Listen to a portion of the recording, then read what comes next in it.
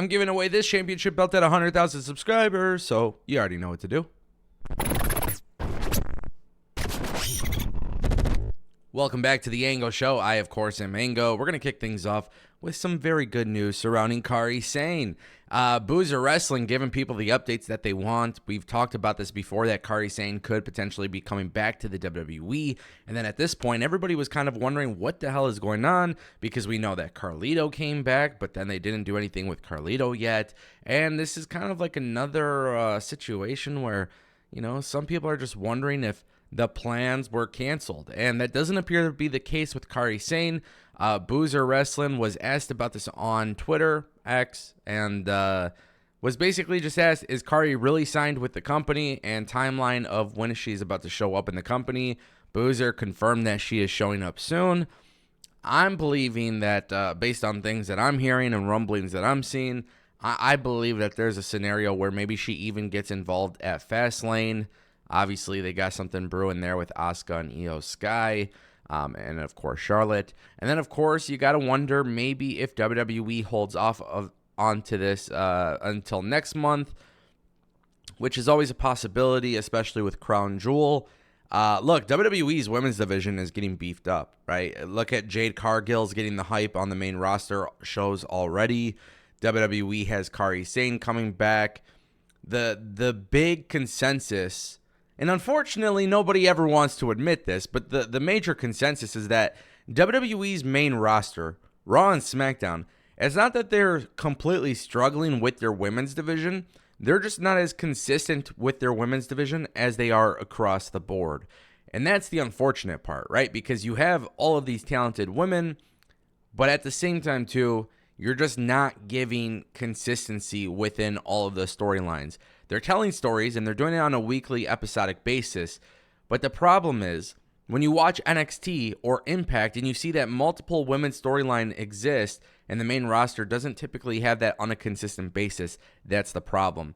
When you have additions like Jade Cargill and Kairi Sane, I feel like it's almost going to force their hand to have more storylines surrounding the women's division, not just when it's, you know, one person for the belt, right? So hopefully this gets WWE back on track. I'm a huge fan of Kairi Sane. I'm glad that she's coming back to WWE, and it sounds like she is too.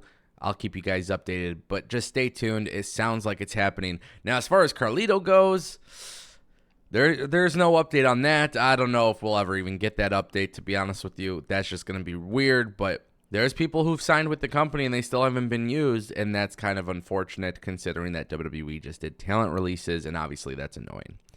We all know that Brian Pillman Jr. is back in, well, not back. He's coming to WWE. I don't want to say back in the WWE because he's not returning to the WWE. We know WWE's been airing vignettes for Brian Pillman Jr., and this is where things get a little bit more interesting for me as a wrestling fan, because we all know it's Brian Pillman Jr. We all know that Brian Pillman Jr. signed with the WWE, but now WWE, well, technically not WWE, USA Network wrote an article about Brian Pillman Jr., and it's just so incredibly interested to see that they went this route for the fact that they didn't technically reveal that it was Brian Pillman Jr. So on USA Network, there's an article, Brian Pillman Jr. appears in WWE's NXT, here's why fans should be excited. WWE has signed another world-class talent. Here's why Brian Pillman Jr.'s heritage will propel him into stardom. It's yet another savvy signing by WWE as they pluck yet another aspiring superstar away from the competition and welcome another world-class athlete to the WWE locker room. Here's why the WWE universe should be excited for him. Then it goes on to talk a little bit more and more and more. And look, guys, this kid is great. I think he's going to be great in WWE. He just fits better with the WWE system than AEW. And it's weird because WWE, it's like WWE loves this type of talent, right? When they are the son or daughter of somebody that's come before them, you know, when they're a second, third generation star, WWE loves that. AEW had something special with Brian Pillman Jr., and there was times where people were excited for him in AEW. But there's like a list of priority, and unfortunately, he just wasn't one in AEW. And it's so funny to see that USA Network, when they write this article, when they have this article, it's so funny to see them say that they plucked another aspiring superstar away from the competition, because technically it is true. Whether you want to admit it or not, whether or not you put Brian Pillman Jr. on this pedestal and think that he's got potential, whether you like him or not, he was from the competition. And now this is the thing with WWE. They have to show everybody why they did that. And they're going to have to do a really good job with him, because other people who might have been on the same level as Brian Pillman Jr. in AEW, if they ever become a free agent, they're going to be studying the way that WWE books him. And I don't think WWE is going to book him in a way where it's like, oh, we're trying to make AEW jealous, or we're going to show AEW who dropped the ball. I think they need to book Brian Pillman Jr. great, because that's a good example of what the Performance Center should be doing, is taking people who are underutilized or underexperienced and turning them into something special. I think he's going to work out good for WWE. I don't even blame AEW for not making it work with him. They have too many people on their roster, and you guys know I've said this before. When you have too many people on your roster, you're trying to push too many people at the same time, it just kind of happens where somebody is not going to get lucky.